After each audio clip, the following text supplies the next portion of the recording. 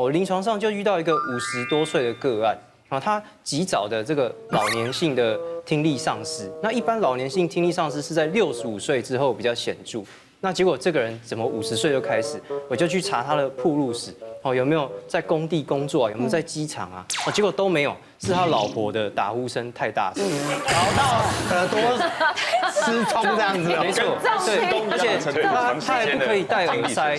老婆会说，你怎么戴耳塞？你是不能接纳我打呼吗？你是不爱我吗？这种极早的听力丧失，那这种就是最好赶快带老婆去接受这个呼吸中止症的治疗了。对，因为睡眠呼吸中止症会造成很多的疾病嘛，而且还会让另一半失聪。这个。